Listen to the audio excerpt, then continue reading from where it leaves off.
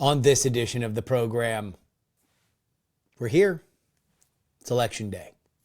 A reminder to vote and a reminder why we vote. It's all coming up. The following is brought to you by Just Another Pilot.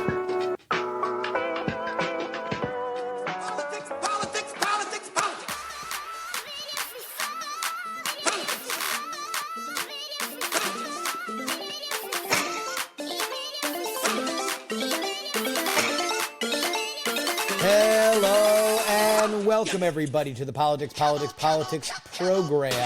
for November 5th, Election Day 2024. What a long, strange trip it has been. We have covered every inch of this race from before it was even really a thing. Every inch of the Biden administration, the nascent Trump campaign, the primaries, the first part of this race, the reboot, the assassination attempts, and now we're here.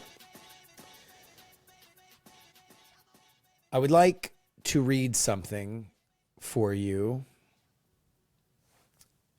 It is something that I like to think of when Election Day rolls around. It is from Theodore White's book, Making of the President, 1960, and it goes, paraphrased, something like this. It was invisible, as always, for it's the essence of an act that, as it happens, is the mystery in which millions of people each fit one fragment of a total secret together, none of them knowing the shape of the whole. What results from the fitting together of these secrets is, of course, the most awesome transfer of power in the world. The power to marshal and mobilize, the power to send men to kill or be killed, the power to tax and destroy, the power to create and the responsibility to do so, the power to guide and the responsibility to heal, all committed into the hands of one man or woman. Heroes and philosophers, brave men and vile, have since Rome and Athens tried to make this particular manner of transfer of power work effectively, but none have succeeded at it better or for over a longer period of time than the Americans. Yet as the transfer of power takes place, there is nothing to be seen except for an occasional line outside a church or a school, or a file of people fidgeting in the rain, waiting to enter the booths. No bands play on Election Day, no troops march, no guns are readied, no conspirators gather in secret headquarters. The noise and the blare, the bands and the screaming, the pageantry and the oratory of a long fall campaign fade on Election Day. All the planning is over, all the effort spent. Now the candidates must wait. I believe that those words are as true when they were written as they are today. I believe that you, the American voting public that is listening, should feel very, very proud and honored that you are a part of something that is very, very special. However, I would also like to point out that this ends with, and then the candidates wait. One of the unfortunate parts of the last 8 years of our political life is that I believe we have decided, so very American on us, to work on our days off. Politics is very deliberately, here in the States, meant to have an off season. It's meant for us to renew, for us to remind each other why we cared so much about the direction of this nation in the first place. If we hate each other, we cannot save each other. So, what I want to do here is encourage everybody to go and vote, if you haven't already. If you don't want to vote, don't vote. That is also a valid decision. But I would encourage you to put some thought into very deliberately what you would like to do. Then do it. And then listen to this. An entirely non-political conversation with one of my favorite people on the planet, Scott Johnson. If you are unfamiliar with Scott, he runs a fantastic network of podcasts called Frog Pants. He hosts a daily show called The Morning Stream, one that many of you who are listening to me know me from because I used to appear there all the time. Now, I don't know how much Scott and I have even talked about this, but when I would come on the show, and this was during the Trump years, I was the guy who talked politics. And sometimes it was less than ideal. I don't think that I was in the greatest headspace, nor do I think that the audience was particularly receptive to me or what I was selling.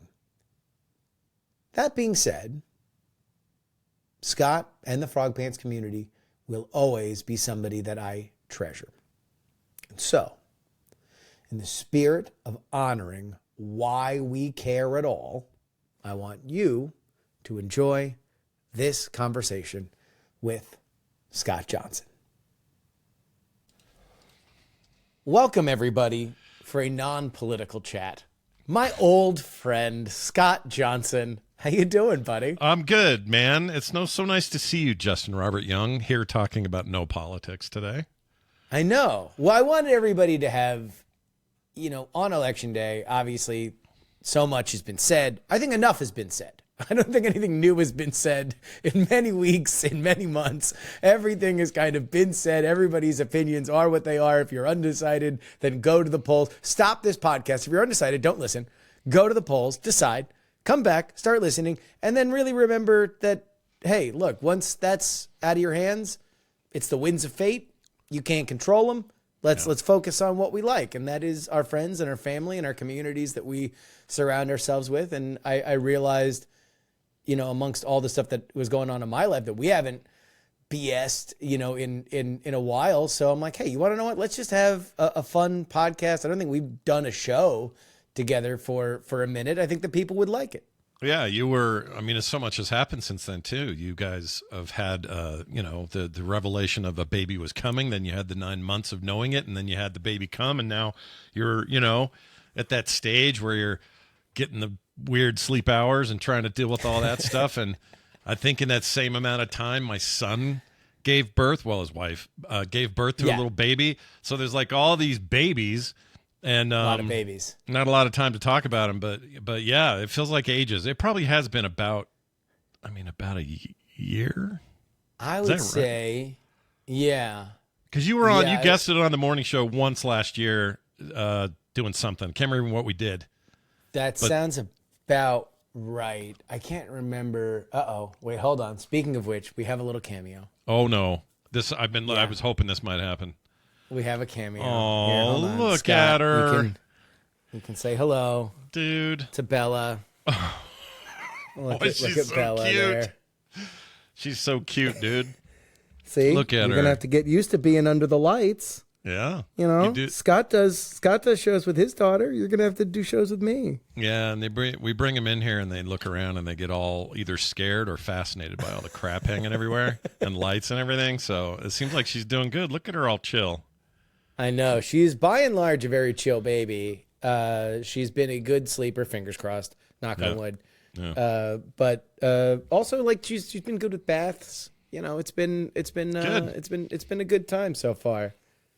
That's of course, two hard things down. That's pretty awesome. Baths in bed. Those are baths in bed so far, and we are only 2 months and change into things. Have been good, but of course Ashley gets all the credit. No, of course Ashley's the one who's the deal. The one who's doing all the work. Yeah. I get it. I've been there. Are you gonna vocalize any? Are you gonna do anything into the mic? Woo. She does like woo. Woo. She'll say woo sometimes, but I don't think so. That's stunned by the lights right now. She's stunned. There's a lot going on. Okay. Yeah, the lights. That's a lot for the little heads to take in all these lights. I get it. I totally know. Get it. I know. All right, That's there adorable, we go. dude. A little Bella cameo. We wanted to Nicely get a little Bella done. You cameo got a in little there. genetic out in the. You got your genetic material out in the world in a positive way, and it's good. It's good for the world. It's good for you. It's good for us. Everything's good. Whiter than I thought. It was whiter than expected. Yeah. I actually had a question about that because you sent me a photo and text, and in the text, I had this feeling of like, okay, well, when they're born, regardless, there's always a not a lightness or a paleness, but they whatever their natural pigment's going to be, it comes in maybe a little bit later. A couple months in, you kind of know how things are going to look, and from the photo, it looked like a little bit of that olive skin Justin's famous for, but no, probably as white as me. So. Yeah, alabaster, like her mom. The good news is for her, as a female, is she does appear to look more like her mom, although she does have my eyelashes, which was something that I always was a very, I was mortified of when I was a child because my mom, who was a secretary, if I would get brought to work, all the other secretaries would be like, "Oh, your eyelashes! I wish I had eyelashes like you." And I was like, "Oh no!" You know, when you're a kid, you're like, "Oh, I have curl eyelashes." But as a girl, she's gonna have girl eyelashes, which is great. Yeah, no, that's what you want. Those are apparently, at least as the culture goes, the girls want to accentuate what their eyes bring in terms of hair. Yeah. As a dude, I think when I was growing up, well, whatever. I have no lips now, and I really have no eyelashes to speak of. And my eye doctor, he's like, I know you're, as you enter this stage of your life, you're also going to get eyelash dandruff, which I didn't know was a thing. So now I got to watch for that.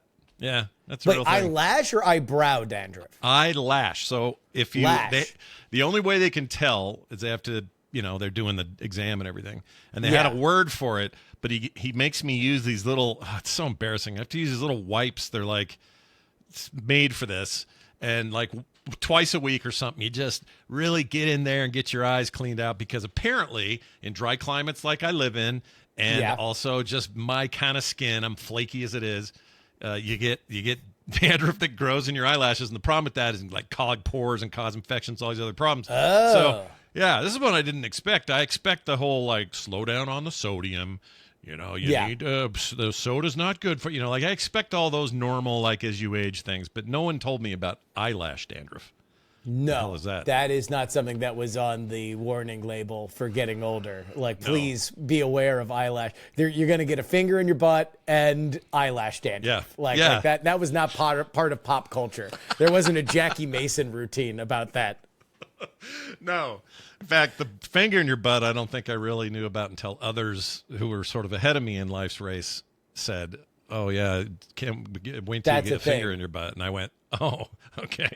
I'll look forward to that." They bumped the age on that, right? Like, I think it used to be at 45 or 50, and now it's at like 55 or 60. So it used to be, for the full, this is great. I love this topic. For a full colonoscopy, right? You're supposed to go in there and get those done. It's good to do it. I have friends who didn't and regretted it because need to do it. Very important. Got to do it. So anyway, it used to be 50 for a long time. Then it was 40 for some because of some stats that like changed their minds on how soon people should do it. And now the encouragement I think is 45. But if you have no family history, I think it went down again. A lot of people are still waiting until they're around 50. My doctor says, look, between me and you, it's around 50 still, but we like to say 45 to hedge our bets. So I did it when I was 45 because they told me to. I did that way back then. We are now 10 years on, and I got to schedule one, and they're bugging the hell out of me. They send me texts every month saying, have you scheduled it? And I'm like, oh, shit. No. Okay. So this is not politics, but it is part of my lifestyle now. I don't know if you're aware of this, but I watch all 4 24-hour cable news networks at the same time. It's like the only thing that I watch now is I have, because YouTube TV has like the multi box. There is a commercial that is airing repeatedly on CNN and MSNBC. I think it's like cola something. You take a Duke in a box and you send the Duke And everybody's so happy to be doing it in this ad. Yeah. They are just thrilled. They're smiling. They make sure they show different people of ages and lifestyles. The two guys holding hands on a bike are doing it. The old codger with a fishing hat is doing it. Everybody should be duking in a box and sending it off. But I don't know whether or not that is a replacement for what you would get at the doctor, like the fingers in the butt. Like is if you do Duke in a box, like is it going to tell you the same stuff that they would be there getting the the ground truth on? So I don't know that it gives you everything that you get from it, but here's how they explained it to me. So to back up a little bit, I asked about it because it sounds a lot more fun than what they do. In a full colonoscopy, they put you out. You spend the night clearing your system, which sucks. The prep's the worst part. They always tell you that. The prep's the worst. They always say it. And they're right, it is. But once you're done with that, you go in, clean as a whistle. They put you out for a half an hour.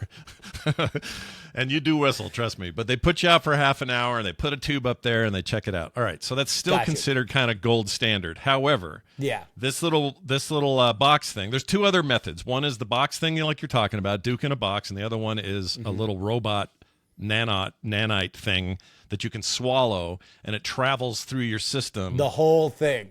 Whole all the way to final destination. Out it goes, and then they take it and they analyze the data. Those two methods, the box one and that, are very expensive and currently not covered by most insurances. So that's why people still default to laying on a table sideways and letting some guy put a hose up there.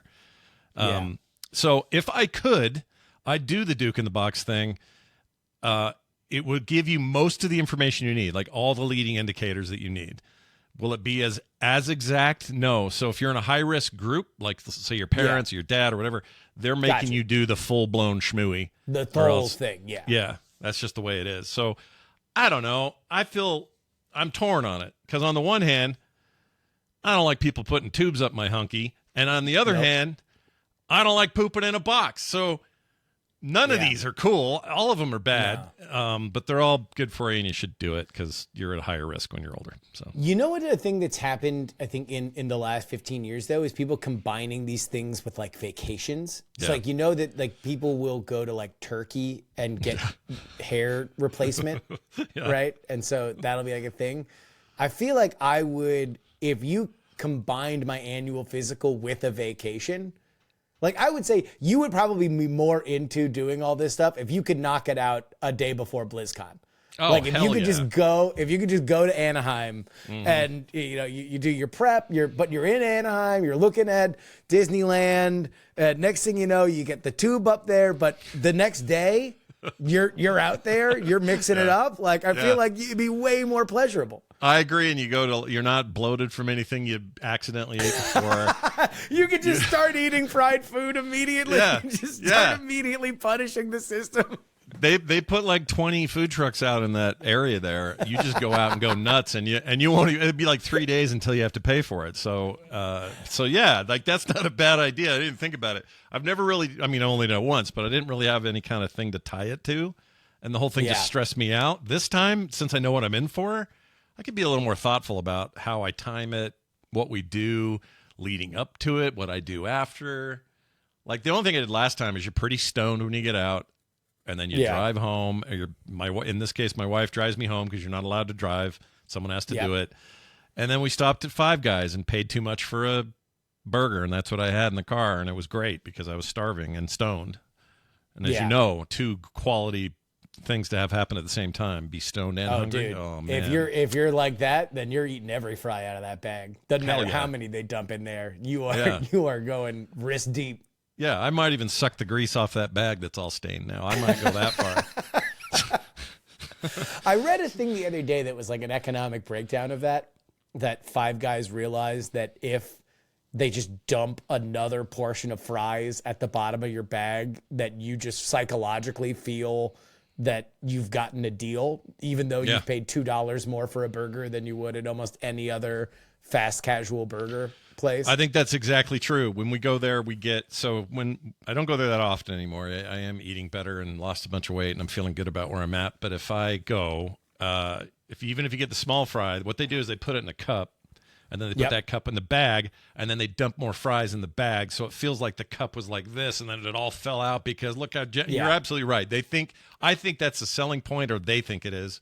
No, it is. It is. There was like a business study on this that they had made the determination. Which, by the way, you're a fool if you get anything other than a small fry at Five Guys. Oh, if you get a medium fry or a large fry, you're an idiot. You're actually a fool if you get big or anything there. Don't be fooled. They have a thing called small burger, and then they have just burger or whatever. You get the small one because that's the size of any other huge burger you've eaten in your life. Exactly. Yeah. So learn from us, learn from experience. I love Five Guys, but boy, the pandemic sure made their prices go up. It's too expensive there now. Like you'll spend, I don't know, $12, $13 on a single person combo. It's bad. It's not good. It's wild that like Chili's is advertising that like their burgers are cheaper than McDonald's. Yeah. Like that's like an advertisement again, because I watch so much cable news. Chili's is like, it's like they're like in direct competition with McDonald's. They're like, McDonald's sucks. Come to Chili's. It's like, really? The baby back ribs place? That's where you're at. But it's so much more expensive for like the cheap food is very hard to do. Medium food is now like for $1 more, you can actually get a decent cooked by a human being that gets their stuff from Cisco burger. I'm glad you brought this up because I did a self-imposed experiment that I wasn't planning on doing, but I did it while my wife was in Minnesota for some family stuff. And I was out on my own one day and went, you know what? I shouldn't do this, but I'm going to go to Arby's. I haven't been there in a long time. I don't even like Arby's that much. God, Arby's sometimes. rules. I love Sometimes. Sometimes it's great. Sometimes it's the worst idea ever. And unfortunately, this one did not go well. But I go to this Arby's near us. I go through the drive up. And last time I'd been there, it's like a reasonable price for like the basic freaking roast beef thing, a drink, and just a pile of roast beef.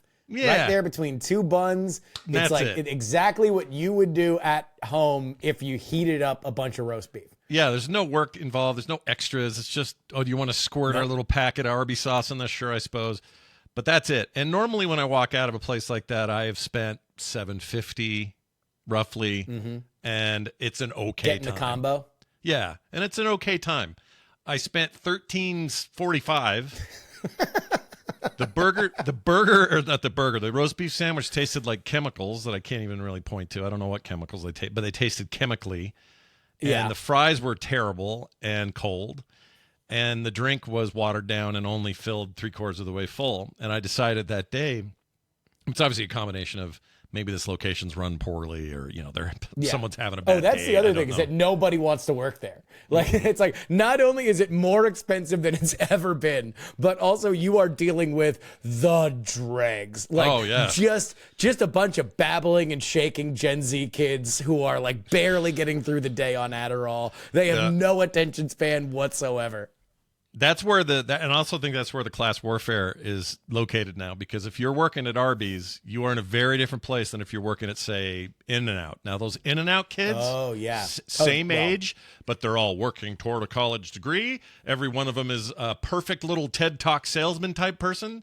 They're amazing. The service is too much, like it's too good, and the burgers are still cheap. And somehow they're all working in unison, and nobody ever gets fired, and they're all going to be bankers and lawyers and successful parts of functioning society. But you know the difference. The difference between that and like Chick-fil-A is like all the kids that are there, they're all coming out of church youth. Like that's the problem. Like we have moved into a place now where it is just an absolute poop show unless the kids at your fast food restaurants are like they're not even just going on Sunday. They're going twice during the week. Like these are devout children of the Lord of various denominations, and they are getting your order exact. Like it is an absolute military style precision at In-N-Out, Chick-fil-A, and nowhere else. The only two places. Yeah. Why is that, do you think? Is it just there aren't enough I don't know, spiritually backed burger places? Like Jesus can only pick two, and he says, all right, we're going with I don't know what it is. Yeah, I think it's like, well, both of them have religious ownership. right? There's a reason why In-N-Out has a Bible verse. I forget. It's like the bottom of every cup or whatever. The cups you have it in the little verse. inside rim thing, yeah. I think that's Chick-fil-A, right. obviously, very famously, has a religious backing. Part of it is that I think Chick-fil-A is famously well run because they sell their franchises for very low, Right. but you can't buy one unless you've worked at a Chick-fil-A before. And so it's like, if me and you created an investment group that wanted to buy a Chick-fil-A, this is no joke. We would have to go work at another Chick-fil-A for a year where we would do everything.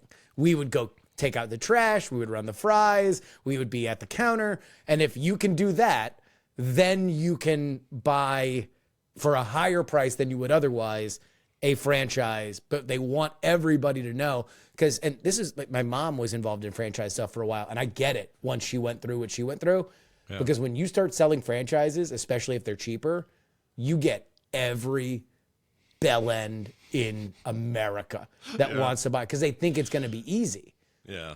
And then when it isn't, they're like, this sucks. And meanwhile, your reputation goes to crap. Yeah. But Chick-fil-A is not like that. And then, I don't know. Other than that, I swear to God, man, if they ain't, literally, I swear to God, if they ain't coming from a youth group, then they're not touching my lunch. Yeah, like I don't want any of this to make it sound like we're being disparaging. There's something about whatever's In-N-Out in particular. They make them dress like goofballs. They look like from the 50s, right? A bunch of 50s kids, little paper hats and the aprons and everything, and they're all kids in high school and some a little bit beyond, and they're on the surface you're like, those are just average Gen Z kids, Gen Alpha kids, whatever they are in between. And then you go up there and you talk to one and you feel like you're at like that young United Nations competition or something. Yes. Where absolutely. Everybody's just like, we're right up here, you're down here, we're going to blow you away with how up here we are. And you're going to be like, man, I don't think I've ever had better service in my life. Even though the burgers, it's okay. It's fine. It's fine. It's a fine consistent. It's consistently fine, right? Yes. Consistently fine. Well, it's better than what I got at Arby's. That was very inconsistently bad. But I guess I'm saying there must be something to this, because in both these cases, both those places, traffic wrapped around them. Yep. All day long, every day, every location I see. Other places come and go, like Cane's Chicken opened here, not the one that Post Malone owns does really well over in Midvale, but that's a whole special thing. But the regular Cane's Chicken that opened. Cane's, yeah. One just opened Raising by us, Cane's. actually. Yeah, and they're very good. Their sauce is really everything. The chicken's okay, but the sauce is insane. Anyway, this place comes, and for 2 months, wraparound traffic. Eventually, peters out. Krispy Kreme, same thing. When they came here, people everywhere, can't get enough, and then it peters out. Yeah. In-N-Out, Chick-fil-A. But Chick-fil-A's been here as long as I've been alive, as far as I know. When I was a kid, I was getting it. They never have that slowdown. They never peter out. No. So whatever's going on, like, what is it? Is it the kids? Is it the Bible verses? Chick-fil-A is so good. When I went to go see the Steelers play in Atlanta, in their football stadium, they have a Chick-fil-A that's closed on Sundays. Oh, my gosh. They're making that much money. They're like, we're not going to be open for football in a football stadium, and yet for whatever reason, it's still profitable. Yeah. Now, I know that there are probably some people going, well, this proves that, Jesus financially favors the whatevers. I just think there's something else going on. Is it just like a hard, is it just dedication and this is it? Like, you train for real and you're almost militaristic about it, and therefore this just pays off. Like, I'm just saying it's a tenuous connection.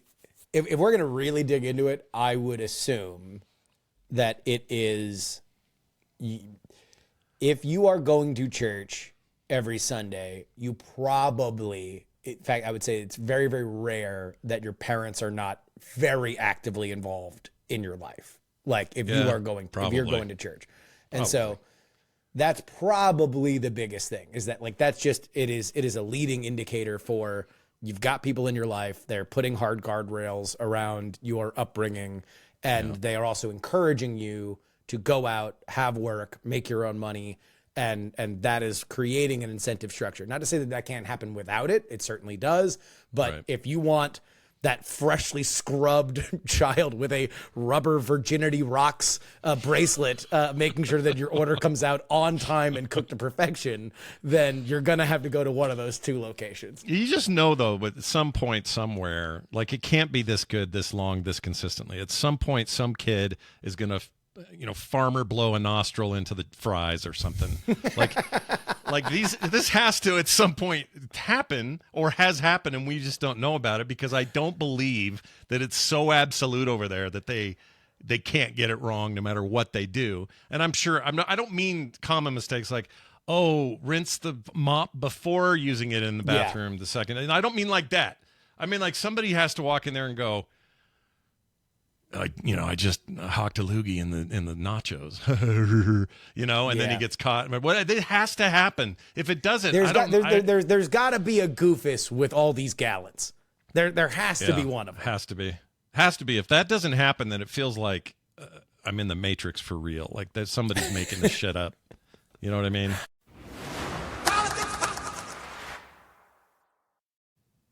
Happy Election Day.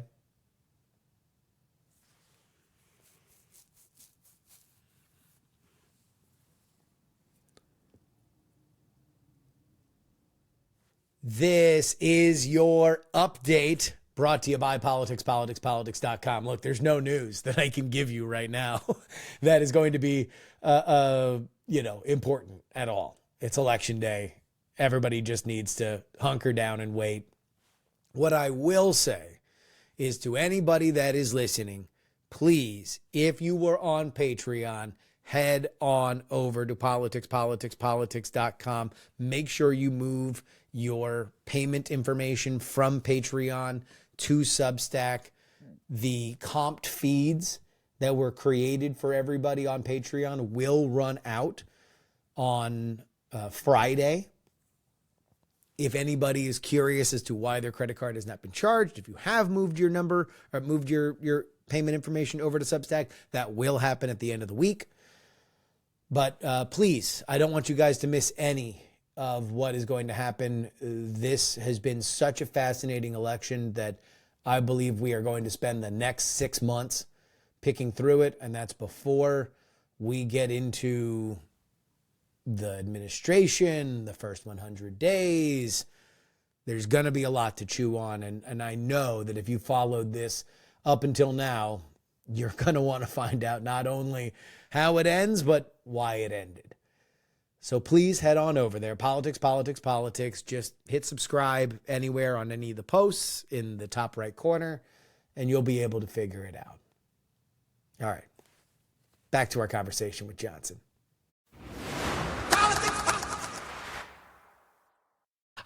I've been eating a lot more McDonald's lately, mostly because with the baby, I just don't have time to eat things. And so like if I'm coming back and forth from Brian's, if we record stuff, then there's just a McDonald's there. And I always think of like, oh, I don't want to go to McDonald's again. I'm sick of McDonald's. I should go get something else. Nothing's as fast, as direct as the McDonald's that I can get from between my house and Brian's house. And I mean, I guess that's fine. McDonald's is of the non-religiously dominated fast food restaurants. McDonald's does retain the most consistency, but holy smokes, it is expensive now. Like I used to go there in my 20s, and I always get the same thing. Even now, it's a McDouble and a McChicken, and it used to be the dollar menu. Now it's the value menu that is like $7 for the two sandwiches. But at least they're consistent. I don't think that you can screw up a McDonald's meal. I mean, I'm sure you can, but at least you probably can. But they are consistent, whether you like them or not. They're consistent, and you're right. Sometimes that's all I want. Sometimes I'm just in the mood. I'm like, I'll do this. I went in there and got one of those chicken Big Macs. That was a weird thing. That's a very weird thing. I've heard that it's terrible. It's pretty. I don't know how to describe it. Like I heard it was dry. The problem is that like. Oh man, I can't remember his name.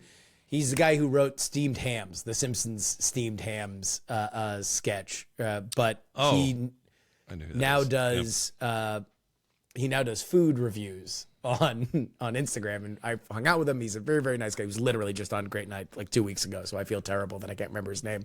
But he reviewed it, and he was like, here's the problem. They already tried to do a chicken nugget sauce that was the Big Mac sauce, and people didn't like it because that kind of batter needs a tangier sauce to really come alive. So now they're just doing the chicken nugget batter on a full patty, but if you have the Big Mac sauce, it's just going to be dry. It's just going to taste bland. What it needs is like a buffalo sauce or a barbecue sauce or something chicken adjacent, some kind of mandarin sauce or something like that, right? Honey barbecue. Yeah. That would be good.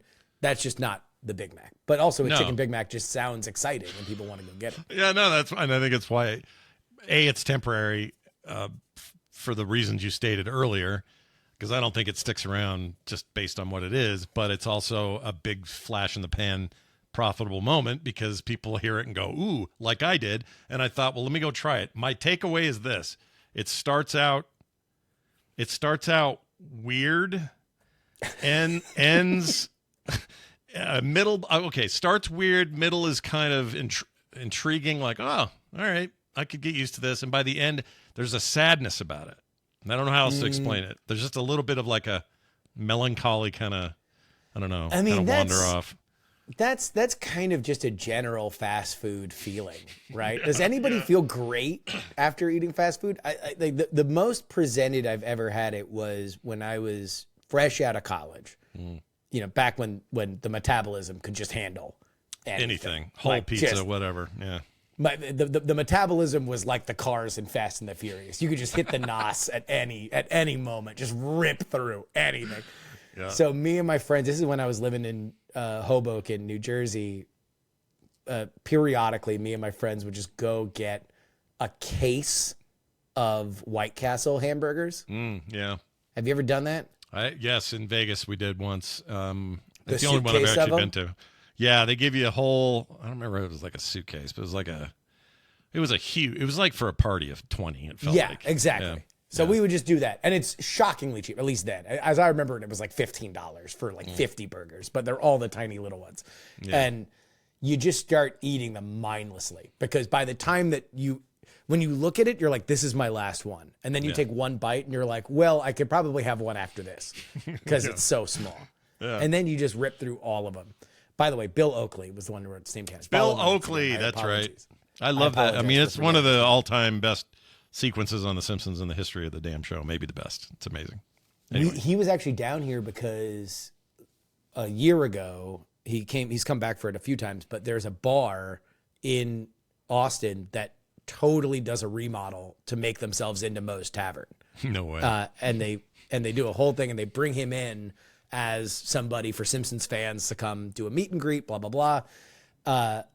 But we then went out after that and found there's a food truck in Austin that has like a steamed hams neon in the window. And it was like really cool. We're like, oh, this is awesome. And then you realize that none of the 18-year-olds working the food truck have any idea who Bill Oakley is. But, you know, it was fun. Lost on them, but that's amazing. Yeah. But this is exactly the situation that happens with fast food. You think something's going to be really good, and then you get to the end of it, and you're like, oh, what's going on with my life? Why am I doing this? Like, am I making enough money? Sure was easier in your 20s, though. Like, when I would do bad decisions like this, you'd get over it. You'd still kind of feel like, ugh, and then whatever, but then you were fine. You might put your head on the table for a minute to overcome the way too many nuggets or whatever you did. Nowadays, this is just it's gas on a fire. If I ate like that, like if I ate 4 of those freaking sliders from White Castle, you'd have to, we'd have to call someone. It'd be bad. Yeah. It's not good. It's just, I fart like an animal that would have to be taken to the vet. Yeah, like right? it would be if I were a dog at the level that I was farting, my owner would be like, we got to take him to the vet because something's wrong. Some of it is like, I have this friend at Blizzard who's just lived large for 30 years at that company. Yeah. Just if there was time, if it was drinking, we're drinking. If it's eating something dumb, we're doing it. And then we're doing it 3 more times, and it's 5 a.m. by the time we quit. Like, that's just foot on the gas the whole time. Red line. Now, yeah. And now it's like every single time he goes into his doctor, it's a new thing that has something to do with that. So the lesson, I think, is... The miles he put on. It's miles, yes. And how many miles of that did you do off-road in a car that wasn't built for off-road? Or, Like how many times were you blazing through the trail in a Honda Civic, and now you're like, oh, the alignment's screwed? How did that happen? Yeah, and then the next week you're like, I need to fill up the car. Just regular unleaded's fine, I guess. You're not thinking about the health of the car at all when you're having the fun. And then eventually it comes due and you're screwed, and it's not so simple to buy a new car, which, whatever. When it's your body. Exactly. And I was not a partying kid. I didn't taste alcohol until I was 40-something. Like, I just didn't do it. And so I didn't have this thing about me. But also it doesn't matter. Now my doctor's like, quit taking so much damn sugar. Quit eating so much sugar. That's always something. So whatever. Just live your life. And, we're all living longer than anyone did in the 1800s anyway. So count it as a win. We're all right. When did you taste alcohol? 43, and it was in Mexico. And this is why I was always making the joke that my U.S. record, my continental U.S. record held. Oh, there we go. Yeah, because I was out of the country technically, but I think I remember this was by accident, right? Yeah, I ordered a virgin daiquiri or virgin somethin margarita. I don't remember. And the guy brought me a fully loaded one, and I just didn't. I thought it tasted weird, but I didn't understand it. So as it turns out, if you're like virginal to the taste of alcohol, you don't actually know what it is when you get it, because you're kind of like, no, it tastes off, like something's almost like bad about it.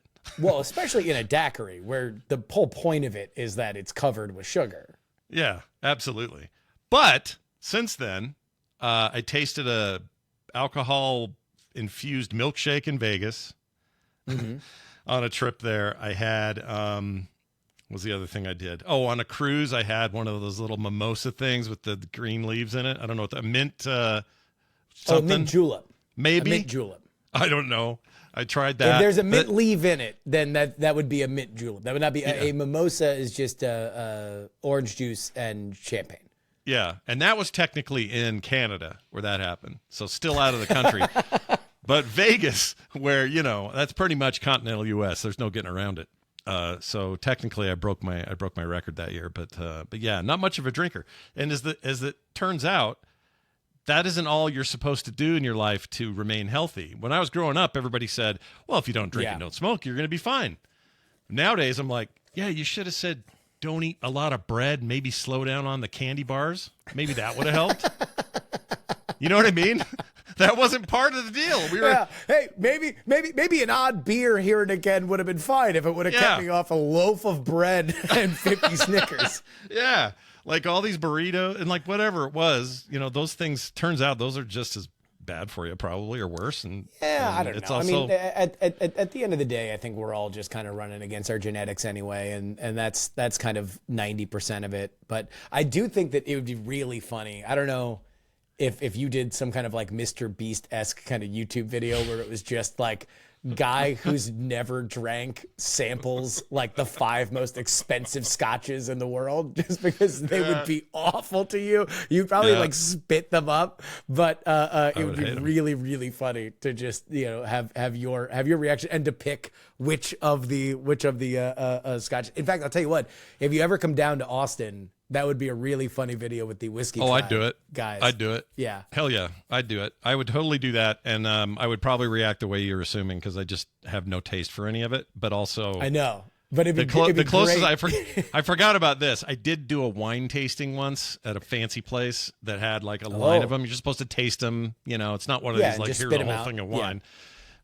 Hated every single one, and these were expensive, like $300 bottle here and a $290 bottle here and all this stuff, all these names and fancy this and that. They all tasted like freaking piss dirt. I hated it. Yeah. Did not like it at all. So my guess is, not that whiskey or bourbon or any of that is anywhere close to what wine tastes like, but I'm guessing I'll have a similar experience. Oh, it's worse. By far. Yeah. By far, it's worse. Like, because I feel like I've eaten like art supplies or something. That's what it tastes like to me. There is at least an analog for non-drinkers to wine, which is like juice. It's like, oh, this is like a juice that's evil. Yeah. There's at least some kind of common thread where there's nothing with whiskey. Whiskey is like, no, this is just, it's supposed to, even people who love it are like, the burn. I love it to taste. Oh, you feel it burn your mouth. Yeah, people that are into that, I admire their acuity to the nuance of it all. Right, I see that and I just go, ooh, fancy. You're wearing, and is that a cigar you've got there? And as a guy who's never smoked cigars and only been around them, in proximity. Those also horrify me. I can't, if they taste it all like they smell, I just don't. But then again, I'll pull up a thing of kimchi in the kitchen and make my whole family leave the house. But I love it. I could eat kimchi all day, so maybe I'm wrong about some of that. Maybe there's a big tasty thing that I just haven't experienced. I don't know. I don't think that anybody would say, I think cigars are like a pleasing experience. It is a relaxing experience. I don't think that anybody would say it is a tasty experience. It is a flavorful experience. I always assumed that there was something about it that had to smell or taste right to the right palate or something, or you get used to it maybe. And I think it's kind of like if you lived in a leather couch. I wasn't expecting that. All right. Living in a leather couch. That's what it would smell like. It's like if you were breathing, if you had sunk into the leather couch, and I don't mean like inside the padding, I mean like into the leather, you'd become like submicroscopic, and you were just living in the folds of the cured leather and breathing that air. That's what it's kind of like at its best. Otherwise, it just tastes like leaves. But it's something like exciting. And then also it really is what I realized even in my 20s and 30s with cigars was that like you're really just kind of doing forced breathing. You can get 90% of the enjoyment of a cigar if you were just able to ritually stop and be like, but with a cigar, it's cool because there's smoke coming out of your mouth like you were in a fire. Right. You made fire. And also, I was listening to Bill Burr explain why he loves cigars. He's trying to quit them, but he loves them. Comedian Bill Burr. And he said that he basically described it like that. It's this experience. It's not the cigar itself. It's not the taste, not the smell. It's not the tobacco. It's none of that. It's this just, I'm sitting somewhere. Yes. The view is nice. The music's perfect. Like all these things are coming together. Somehow the cigar ties it all together for him or whatever. And every time someone explains it, it sounds like that to me. So I guess it makes sense. No, I understand. I don't know what to compare it to in my own life, but I get it. Yeah, I think part of it is also just where so much of our lives, we don't realize how much of it was shaped by some little moment in our upbringing. I've thought about that a lot more now with the child. Because I'm like, I guess there's no way that I can control the thing that she's going to experience that just shapes her taste or decisions or whatever. Like I can just, I don't know. I can just kind of be there, consistent. That's what my thought now is like. I just want to be consistent for the child. Yeah. And that's the only thing I think I can do. I don't think I can be great. I think I can stop. I can not be bad if I'm just consistent.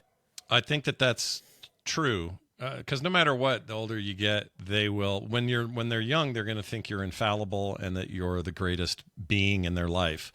And then that will slowly, naturally, I should add, some of that will fall away. And there may even be a period where it falls away almost entirely out of rebellion or whatever the reasons are. But that consistency and the knowledge that they have, not to get sappy about this, but the knowledge that they carry with them their entire lives, that person who raised me, birthed me, raised me, shared with me, gave to me, helped me solve my problems, taught me these early lessons, like who loved me, just straight loved me for without any need to have it back. That was just pure love with no strings attached. that always comes back. Even if they were less than consistent or not the perfect dad or mom or any of those things, when they get older, they have a tendency to turn around and look back on it and go, oh, man, I didn't realize how good I had it, especially as they start to get older and they start to have relationships and they start to understand that life's a little more complicated than high school was or whatever. And there really is something about that initial payload of this being who now is in our care. I love them unconditionally, and it sounds rote, but it's true. If you just, everyone always says, was it hard raising 3 kids? And my answer is no, because it just was easy to care about them. They were here. The minute I saw them, I went, oh my gosh, it's all that matters to me now. And everything else is gravy. And I think anybody who feels that way, you're set. You're good. With all the downtimes and the uptimes and everything else that may come your way, you're set. And then that consistency comes out of that. You just are that person. If you don't have those things early on, people get in trouble. That's when you start, you see lifelong, separations and people that didn't come and deal with stuff before people died or whatever. So you're already on the right track. And anybody who just feels that thing about this new person, if you just feel that, it's 90% of the job. The rest of it is just filling it in. I think that at least for my personality, I'm very happy that we had the kid at this stage of my life because I know who I am.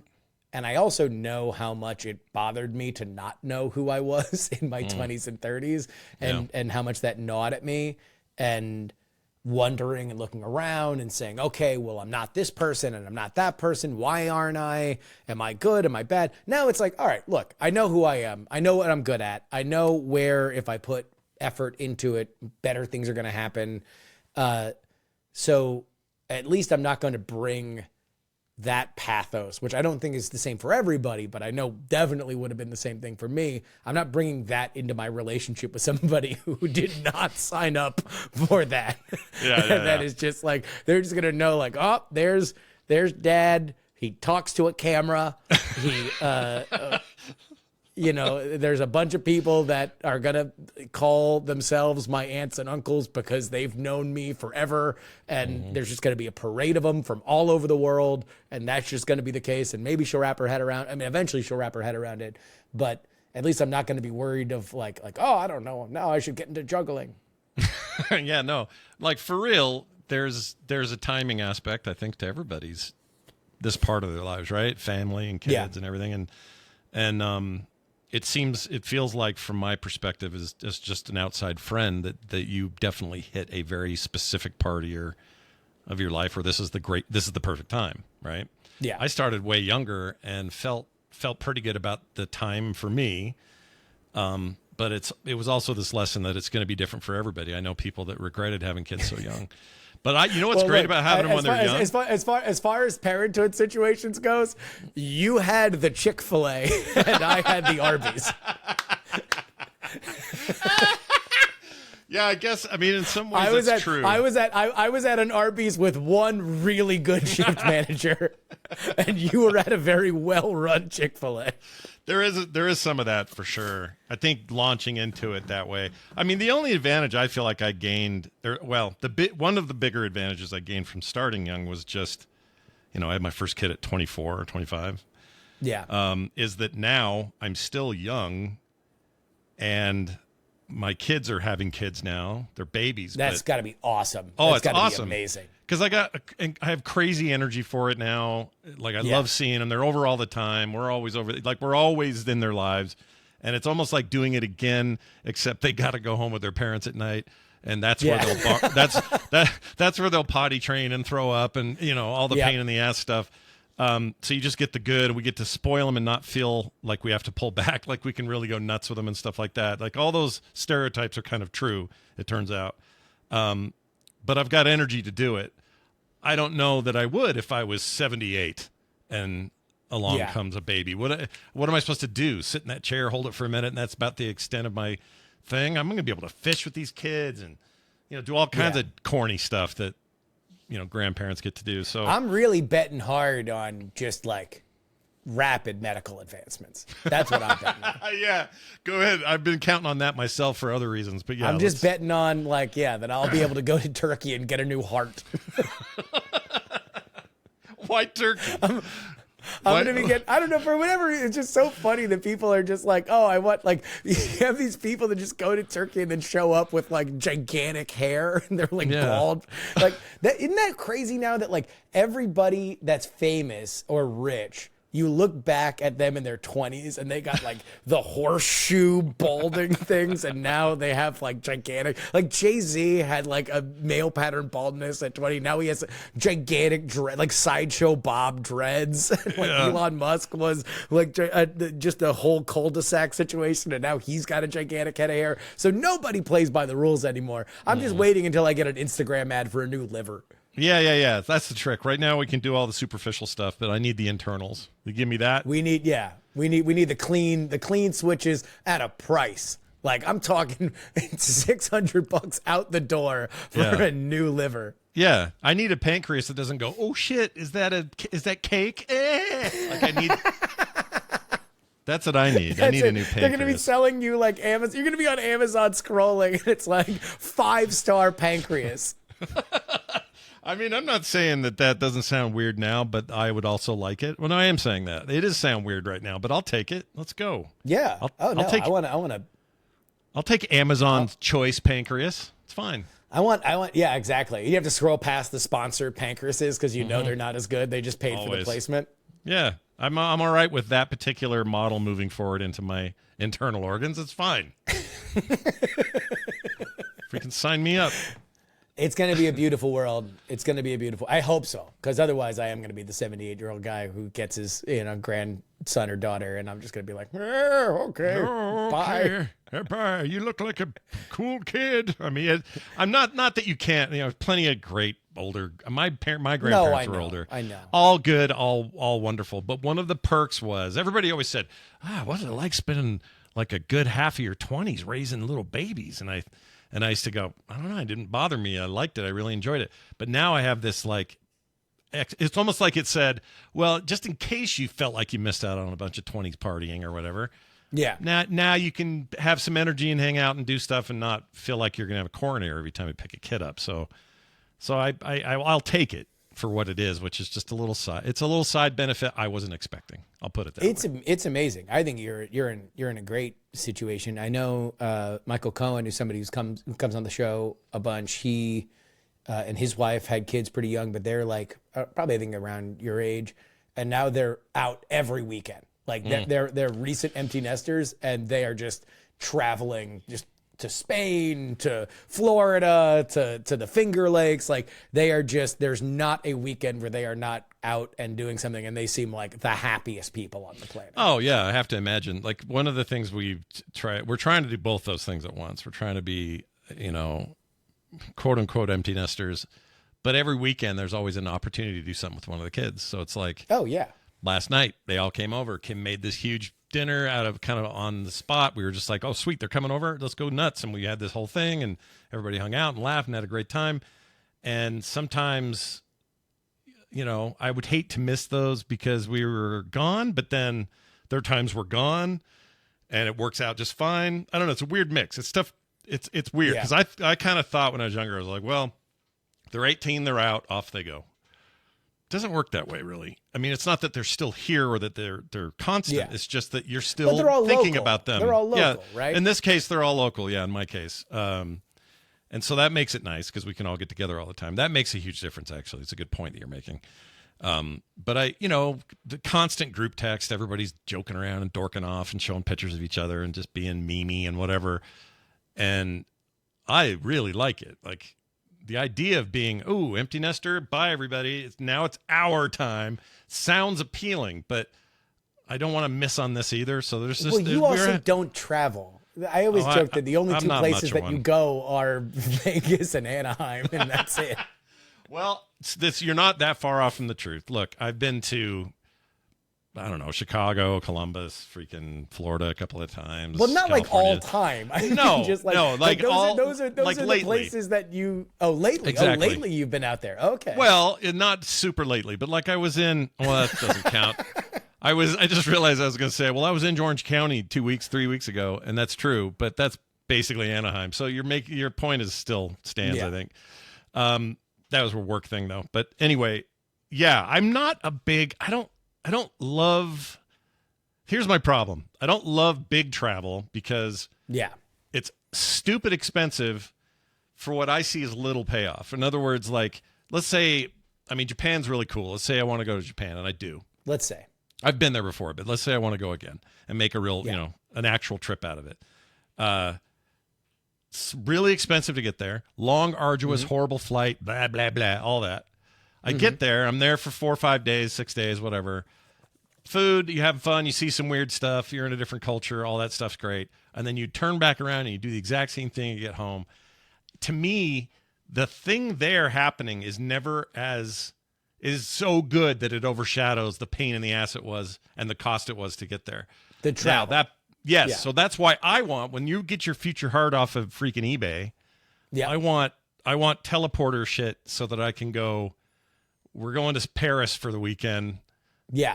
And I'm there. Boom. Like, no question then. It's easy. It's just 20-hour flights and freaking layovers and change it. I hate that stuff. So bad, that's dude. an excuse. Scott, you know it's an excuse. I hate you know it. that it's just, but that's how you're justifying the fact that you are just, I think, realistically, just afraid that you are going to go to a place and you're not going to like it. And so therefore, the cost has become a larger thing. It looms larger. It's a because cost. You don't think that you are going to go to Tokyo and you're going to see a thing that you're like, wow, this is the only place that I could ever see this. I'm so excited. Here I am in Harajuku buying crazy pants or something that are not available in the United States.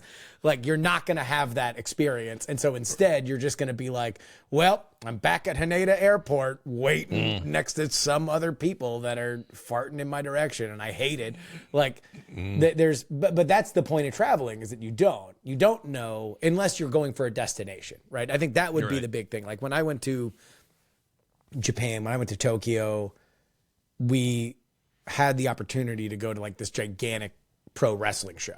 And so at least I knew there was going to be this big, fun, super foreign experience to me that it would be a 7-hour ordeal and a big experience. And that was like going to be, we're locked in for that. And no matter what, I could hate everything else, but I knew that was going to be something that I'd seen on television, I'd seen on the internet, that now I was going to experience. I feel like you would need to talk yourself into it doing that. Yeah, if somebody said, hey, we're going to Gamescom or something in Germany, like, I would get super stoked about it, because that would be a thing I would really like to see and be at. I also think that this goes back to some earlier conversation, but I think that everyone I know that loves traveling, they're very good at lubricating themselves for it. So they're constantly, it's a lot of it is about where they're going to drink, what they're going to drink, how much of it they're going to drink, all of that stuff. And I'm not, it just doesn't interest me. And as a result, I don't have some of that. Like one of the things I like to do when I'm in Vegas is get a gummy. Big fan. 'Cause legal there. And gummies make me feel good. I like gummies. Gummies are great. I've heard a story. I've heard a story of a mutual friend having to chaperone you because the gummy started talking to you a little bit too much. Yeah, that one, the difference between sativa and the other one. What's the other one? Indica. Indica is in the couch. You need to remember this. I know, in the couch, exactly. Somebody told me that there, actually, but I'd never done the sativa thing, and I didn't know there was a big difference. I just thought it was a different thing. So I took the sativa thing before we all went and screwed around at night, and that was terrible.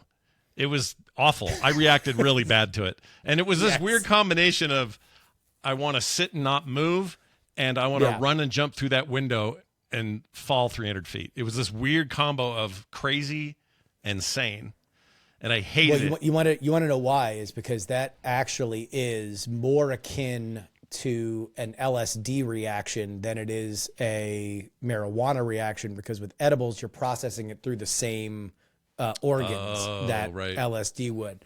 And so in general, it's like, if you take it at the lower dosage, and I always tell people when it comes to weed, when it comes to edibles, just low dosage, find it's just going to be better, especially if you've never done it before. Right. So you thought it was like, oh, indica and sativa, they're totally different things. Let me just take way more than I would normally. And you reacted really, really poorly to it. But because I can do a 10. It's more of an LSD. Yeah, I can do a 10 indica, no problem. Just chills me out. Smiley, happy Joe, no big deal. You give me one of those other ones, I mean, I'll just never have one again. It was just terrible. It was like that. You're right about 10? The LSD. It was 10 milligrams. Just another 10. Yeah, there's like the standard gummy. There was no. I didn't cut it in half or anything. Sativa is supposed to be the less of the two. Well, for whatever reason, sativa when I took a 10 was not. And I don't know if that's just. I mean, everyone's chemistry is different. I guess we had a guy there, we had one dude there that was like trying to maintain his edible high the whole time. I won't say who it is.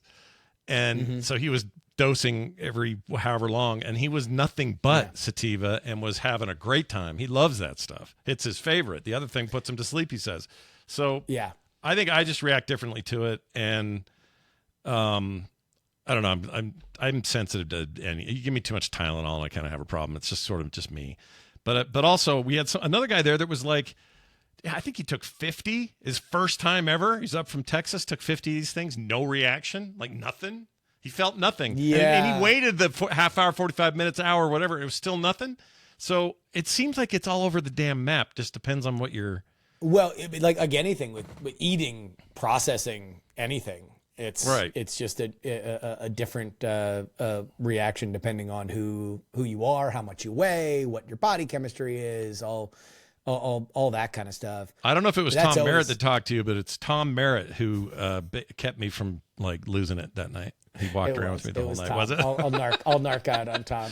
It's totally fine. Tom texted me around that time. He's just like, I just spent the last 12 hours babysitting Johnson because he got too high on edibles in Vegas. Yeah, I mean, for the record, it was only like that night, but still, he was like, I really what a stud. He was great. Yeah, dude. What a he just hung around. He should have been out looking for tech stories or whatever you do on your free time when you're the tech lord of the internet. But no, he was like, "You're all right. You're good. Just sit here. You're fine." And he kept telling me, he's like, "You look normal on the outside. Nobody notices anything, but on the inside, I thought I was about to lose it." Like I was just so. Oh man! Oh, I can't even explain when you are what I always refer to as profoundly high. Yeah. It is its own kind of time dilation where some moments feel like about an hour and a half, and then other hours feel like seconds. There's no rhyme or reason to it, especially if you're in Vegas, man. Like, and that's the problem is when this will probably be different now that I have a kid, or maybe not, but like. Usually I'll go to Vegas for whatever reason early. I just like flying early. I like being on the first flight out because I know that that's just the way that I'm always going to get to my destination. It comes from when I was flying for business. But I'll get to Vegas, especially from flying east to west now, it'll be 10 o'clock in the morning, maybe sometimes even earlier. So I'm getting in. And then, of course, it's like, hey, it's 11 o'clock. It's, like maybe I'll get a little high. I'll get a little drunk. And next thing you know, I got all these friends that live in Vegas. And they're like, cool, I'm getting done with my work thing because they all work in, the Strip on shows and stuff like that. And they're like, I'm getting done at 11. And I'm like, cool, dude, call me. 11 rolls around and I'm just trash, just absolutely out of it. I'm like, don't worry, dude, man, I'm feeling fine. Yeah, I think that, I don't know. Like, I don't know if I've ever, part of the problem is here I am like, early 50s running around Vegas on a gummy I've never tried before. Like, I'm not some 16-year-old who just figured it out at a party. You know what I mean? So who knows what that even means to the metabolization of this shit when you're that old. Like, I don't know. Number one, if you found a thing that works, then that's just it. Stick with that thing. If you know that there's 10 milligrams that get you exactly where you need to be, then you are done experimenting. Unless you feel like Indiana Jones and you really want to get out there and figure out some other elements about your own body chemistry, then congratulations. You are just a brand loyal person that gets the same thing from the same place, takes the same dosage, and just enjoys yourself. Because that's the cool thing about Vegas is that you can do a bunch of different stuff. And that's what I would say to you about traveling other places is that, yeah, to a certain extent, it's always good. I mean, if you're a drinker, then you want to go experience the nightlife. You want to go to certain different bars. You want to get certain different cocktails. There's a million different ways to eat a Reese's if you're in that world. But for you, if you don't, there's also like a lot of stuff that I don't do when I'm traveling, experiences, places, because I wind up finding myself just BSing with locals or having a good time there. That it's like, if you go to New York, if you go to Chicago, if you go to Tokyo, you could have a list of 50 things that you could probably bang out and make so much more of your vacation than I ever would. Yeah. I feel like I'd spend all my time in Akihabara is the problem, because I love all that stuff there. You could also do that. I could do that, yeah. I don't know. It's like it's like, what's it like? I don't know. I need to, so Kim and I, we're planning stuff. We got plans. We got ideas. But we are really in a weird combination of, oh crap, I can't miss this week because I want to be there for her little school thing, or whatever. Or let's go and be out of town for 2 nights or whatever. And also I have a career now you can bring back all the cool stuff, right? Yeah. You can bring back if you come down here to Austin, you can bring them all back, little cowboy hats. That's true. And you know what I like and this is weird, it may sound weird for a guy that doesn't drink. I love bars. I love them. I don't drink, but I go to them. Yeah. I like the atmosphere. I like the vibe. I like the music. I like the lighting. I like the smell, weirdly. Everything. Yeah. Not a crappy dive bar, garbage bar, but like, a cool bar like that. And you live in the land of like cool bars, right? Oh, they are plentiful. Yeah, they're everywhere down there. It's like country music and bars. Well, not country music necessarily. You guys have a lot of alternative and weird bands and stuff. But it's like music and bars. That's what you go to Austin for. It's just going to be me and you. You're going to come down to Austin. It's going to be me and you out on 6th Street getting interviewed by those weird YouTube channels that the Hawk Tuah girl got famous on. It's just going to be a bunch of Gen Z kids asking us our body count. Great. And I'll tell them 1, and they won't believe me. They won't believe me. I think they'll buy it. You think so? I think they'll be like, I feel like no one ever believes me when I tell them that. I get asked, I go, 1. They're like, whatever. They think that you were catting around. I don't think they think I was like a wild man. A real ladies man. I don't think it's that. I think it's people just cannot imagine somebody having one sexual partner in their life. They just cannot get their head around it. I mean, I get it. I get that it's weird. I get it. It just happened this way. I could understand. I mean, I don't know. I think different strokes for different folks. I think there's certainly people who would not be able to wrap their head around it as like a thing that they would want for them, but to not understand that there is like a culture of monogamy in America is kind of nuts. Well, that's true. Yeah, that's a good way of putting it. But all my friends I grew up with, they were all sleeping around in high school, junior high, even some of them.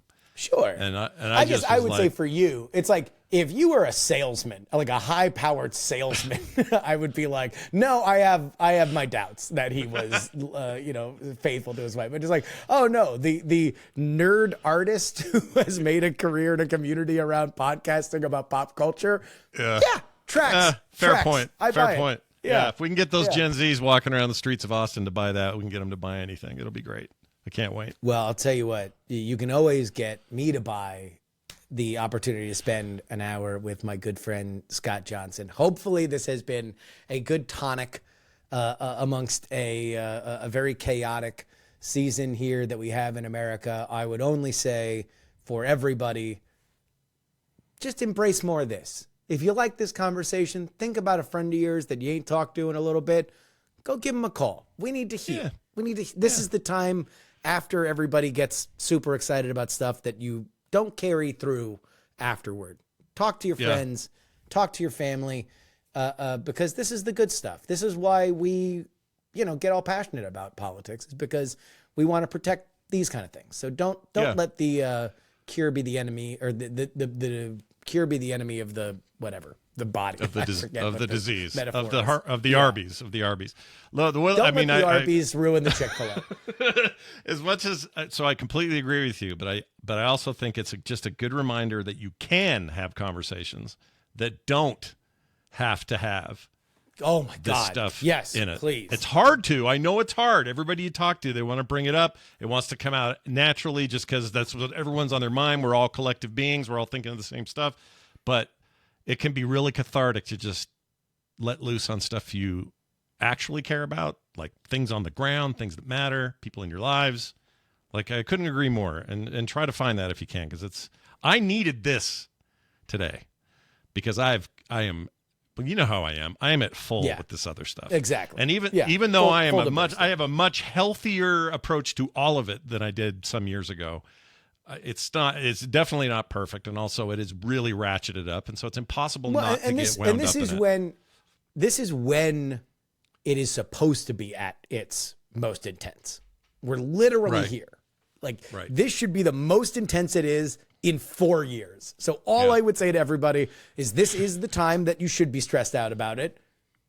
Be less stressed next week than you were this week, less stressed the week after that, and the week after that, and the week after that. There's a natural rhythm, a natural cycle that will eventually, trust me, everybody will care a lot about it in 4 years. Just protect the things that you like, that make your life better. And that was the goal of this conversation. And I think that we've achieved it. I think so too. And you also learned some dark stuff about our colons and pooping in a box, stuff like that. So yeah, puke in a box. Take that to the bank, everybody. Exactly. Take that poop in a box and take it to the bank and see if you can deposit it there. And when they tell you no, then you've learned a lesson. Yeah, Scott then you Johnson, really learned a lesson. Thank you so much for coming on. Where can people find you? For whatever reason, if there's somebody listening to this that has no idea who you are, where can people find you? Well, they're bound to be. If you're interested in a litany of nerdy stuff, like, let's say, movies or video games or even a daily talk show, some of that sound interesting to you, or even just some artwork, you want to check it out, I have it all at frogpants.com. That is frogpants.com. And come on over. I'd love to get some people from Jury's cultivated community of smart political whips, all are welcome is what I'm saying. That's what I'm trying to say. Absolutely. 100%. Frog Pants. Scott Johnson, thank you so much. You're welcome. Thanks for having me, man. And that will wrap it up for us today. Politics brought to you by me, Justin Robert Young, for Dog and Pony Show Audio in Austin, Texas. Not even going to be on the plugs. Just go vote. Boy, I already told you to go vote. So hopefully you've already voted. Well, make sure you watch us tonight. We will be live everywhere that we go live, and that is X, YouTube, Twitch. We're going to see if we can get Substack working. We have a janky solution. We'll see. But everywhere that we are live, we are going to go ahead and do that. I would encourage you to watch us. It's going to be a very fun night.